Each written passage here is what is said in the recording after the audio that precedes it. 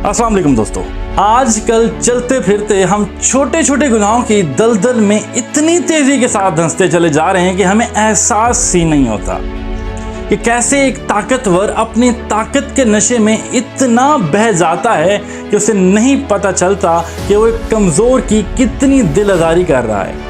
आज ऐसे ही दो वाक़यात आपको सुनाने लगा हूँ।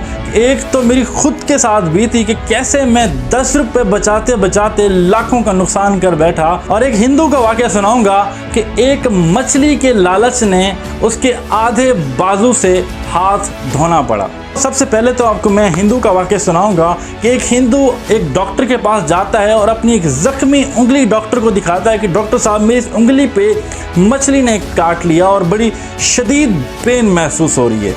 डॉक्टर साहब ने जब मुआयना किया तो डॉक्टर साहब ने कहा कि इससे पहले कि देर हो जाए हमें ये उंगली काटनी पड़ेगी। अगर उंगली को ना काटा गया तो मुमकिन है कि हमें हाथ काटना पड़े।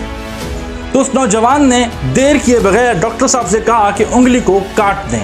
ठीक नेक्स्ट वीक दोबारा वो मुआयना के लिए आया। जब पट्टी उतारी गई और देखा गया कि वो ज़ख्म पहले से ज़्यादा गहरा हो चुका था।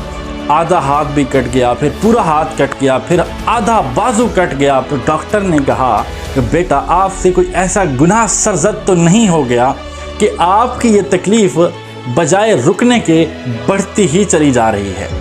तो काफ़ी टाइम सोच विचार के बाद उसे याद आया और उसने डॉक्टर साहब से कहा, ये बड़ी इंटरेस्टिंग कहानी है, गौर से सुनिएगा कि डॉक्टर साहब वो मछली जिसने मुझे काटा था कि वो एक कमज़ोर शख्स ने शिकार की थी, लेकिन मैं ताकतवर था। मैंने अपनी ताकत की नशे में बहकर उससे वो मछली छीन ली और उसी मछली ने मेरी उंगली पे काट दिया। डॉक्टर साहब ने कहा कि बेटा इसका इलाज मत करो, अब उस नौजवान को ढूंढो जिसका आपने हक खाया है, उससे माफ़ी तलाफ़ी करो। जब उसने उस नौजवान को ढूंढा जिसका उसने हक खाया था, माफ़ी तलाफ़ी की, पैरों में पड़ गया, उसने उसे माफ़ कर दिया। अब जब उसने माफ़ कर दिया तो उसने उससे पूछा कि भाई ऐसा क्या किया तुमने कि मेरा आधा बाजू ही चला गया। उसने कहा मैंने किया तो कुछ नहीं, बस मैंने आसमान की तरफ देखा और फरियाद की कि मैं कमज़ोर हूँ, तू ही बड़ा है। अब जो वाक़या मेरे खुद के साथ पेश आया वो कुछ इस तरह से है कि कुछ अर्सा पहले मैंने अपने दोस्तों के हमरा एबटाबाद जाने का फ़ैसला किया। अब जब हम KPK की हदूद में दाखिल हुए तो वहाँ पे एक टोल प्लाज़ा आता है। हम टोल प्लाज़ा देने के लिए रुके। अब उसका जो टोल था वो 50 रुपीज़ था। अब जब हमने देखा तो हमारे पास चेंज 10-10 के 40 रुपये मिले। बाकियों से मैंने पूछा किसी के पास और चेंज है, तो किसी के पास नहीं मिला।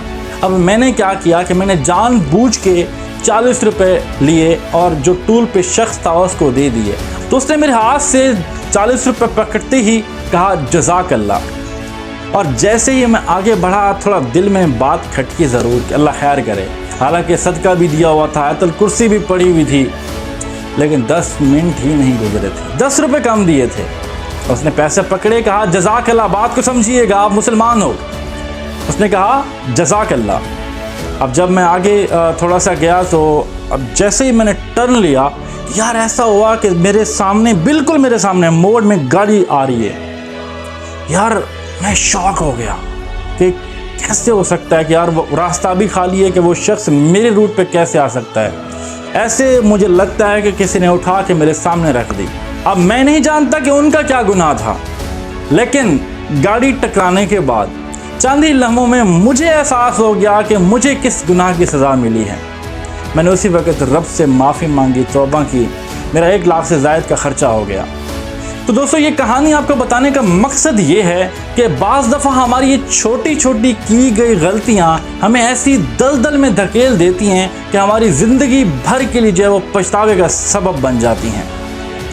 तो इससे पहले कि ऐसा कोई वाक़या आपके साथ पेश आए तो खुदारा कोशिश करें कि ऐसी गलतियों से बाज आ जाएं।